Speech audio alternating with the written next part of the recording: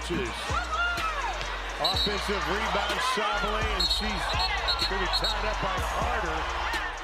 This is Chennedy Carter statistically. She's one of the better players in the WNBA. She scored 17.5 points per game last season, which put her in the top 15 in scoring among big names like Kelsey Plum and Sabrina Ionescu, and she did it playing fewer minutes. When you look at her performance on a points per minute played basis, she was second only to A'ja Wilson from a talent and skill perspective. She's one of the league's better players, and yet she is homeless. Well, not actually homeless. She just doesn't have a team. The Chicago Sky declined to qualify her, sending her off into the uncertainty that is free agency. When looking just at her stats, there shouldn't have been much uncertainty at all. She should have been among the first scooped up, but while stars, depth players, role players, and everyone in between landed in new destinations, Chennedy was left and signed. It reminds me of middle school, when captains would pick their teams one player at a time, and there'd always be that one kid left standing. In this case, that's Chennedy, which has some fans scratching their heads, but to others it's obvious. They're saying her WNBA career is over. But can that really be true? Has Chennedy been canceled? It feels crazy to consider, given that we're talking about a 26-year-old potential all-star who could make even a bad team competitive.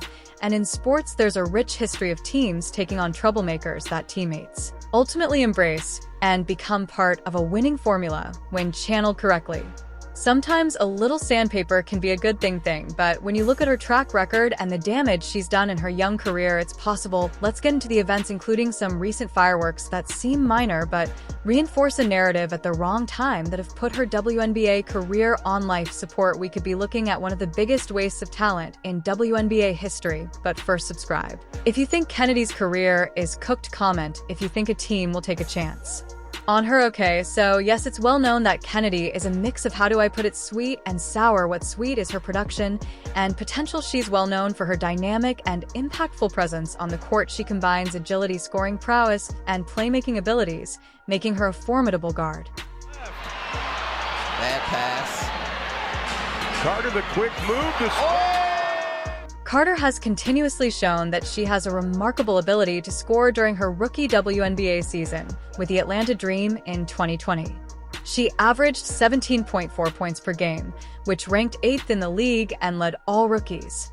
Notably, on August 6, 2020, she became the youngest player in WNBA history to score 30 points in a game, scoring 35 points against the Seattle Storm. Her athleticism helps her defend multiple positions and disrupt opposing offenses.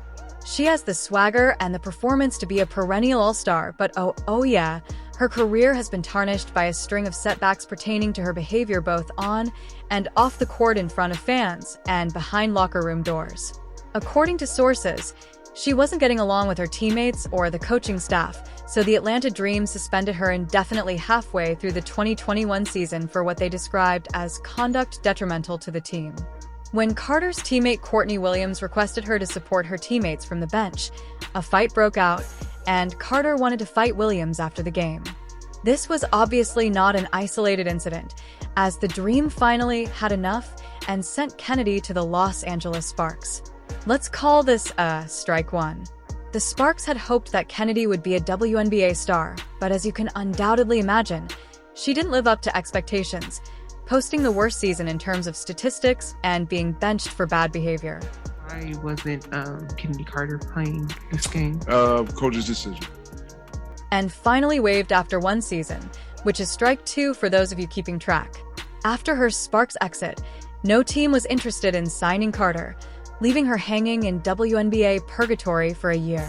However, after a full season of timeout in the corner, she got another chance when the Chicago Sky signed her for the 2024 season, and for a while, it seemed like Chennedy Carter's comeback was on, as she displayed flashes of her former self, demonstrating that she could still pose a threat to opposing defenses when locked in.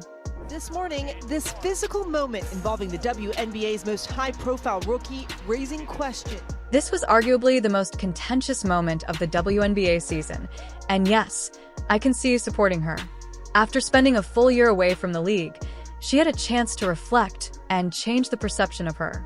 She gave clear evidence that the new Chennedy was the same as the old Chennedy, and the media piled on the criticism. Even non-WNBA fans took notice, as the video went viral on social media and sparked discussions about respect in the league, and worst of all, she refused to accept responsibility when asked about the incident. Carter doubled down, didn't apologize, and didn't even act like it was a big deal. She turned to you a little bit after the FIBA score. I didn't answer no Caitlin Clark questions. Did she say anything to you? I don't know what she said. What'd you say to her? I didn't say anything. She even appeared to be making fun of the situation online rather than accepting responsibility for it.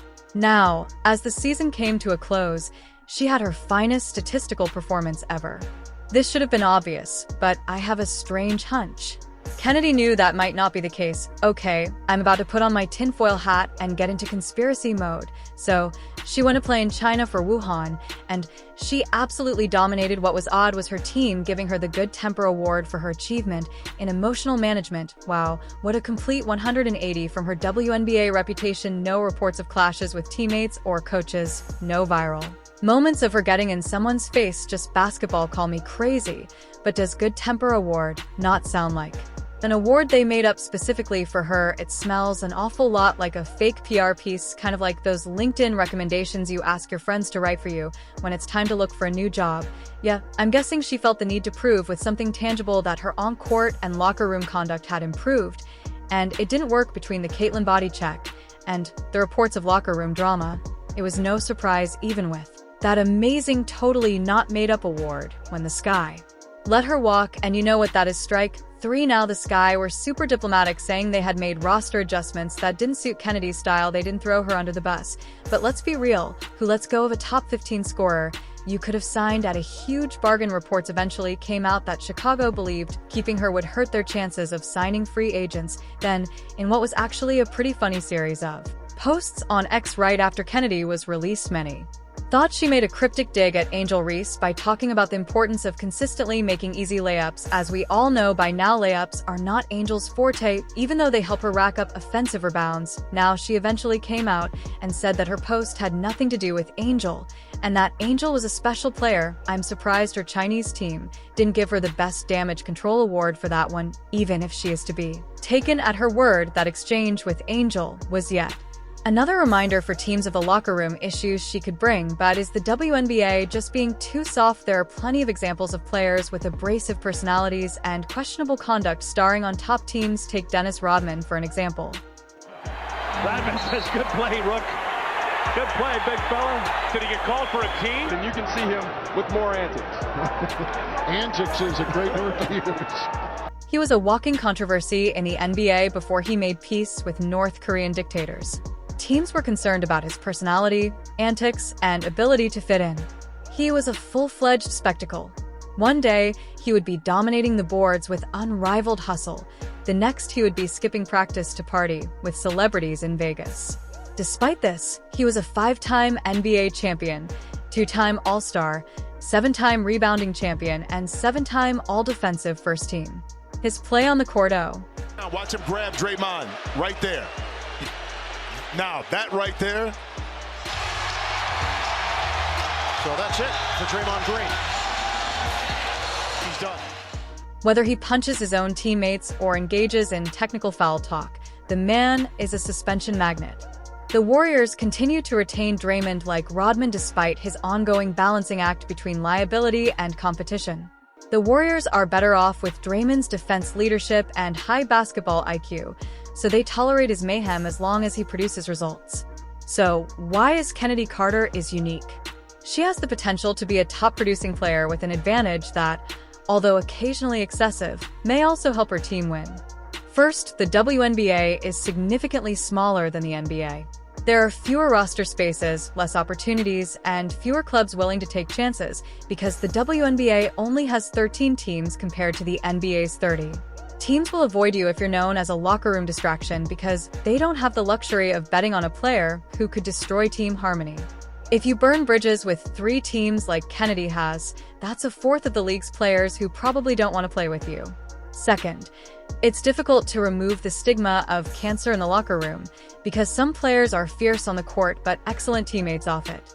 Rodman was respected by his teammates. For all of his turmoil, Draymond Warriors players have repeatedly endorsed Carter, but she has a reputation for being complicated behind the scenes. She was suspended in Atlanta for actions that were detrimental to the team, waived in Los Angeles after just one season, left unsigned in Chicago despite being one of their best players, and then suspected of feuding with former teammates on social media after being waived. That's a lot of baggage at the moment. Now, back to the big question. Is Chennedy Carter done in the WNBA? She's only 26 years old, entering her prime, and could be an all-star player for a team that takes a chance on her. She's continuing to train in the hopes that an opportunity will present itself, and as long as the talent is there, she has a chance. The WNBA is a talent-driven league, so if you can help a team win, teams will overlook almost everything they have with her thus far, even if it's in one-offs. If a team is in dire need of scoring, has injuries and needs help right away, or you're the Connecticut Sun who lost almost your entire team, it may be necessary for a team to look past her baggage and sign a player who can score points without making mistakes. There may not be room for Chennedy no matter how many Chinese best-tempered awards she receives, because her reputation becomes your identity and teams move on. She is a cat on her 9th life after 3 unsuccessful stints and a bad reputation. You have to believe that her next chance is her last because other young stars are emerging and a promising crop of young players will enter the WNBA over the next few years. Leads back up to double figures. How about Carter? Leaving everyone in her dust. Chennedy Carter's story serves as a warning about what happens when talent alone isn't enough. You could be one of the best players on the court, but if teams don't think they can trust you in the locker room, they'll look elsewhere. That's exactly what's happening with Chennedy Carter, a first-round draft pick who scored 17 points per game as a rookie, something even stars struggle to do, and now she's in limbo, wondering if she's officially been cut, and, barring a desperate move by a desperate team, she has probably been cut. What do you think is the end of Chennedy Carter's WNBA career, or will she get one last chance? I appreciate you watching, and I hope to see you again soon. Please share your opinions in the comments section and include a basketball emoji.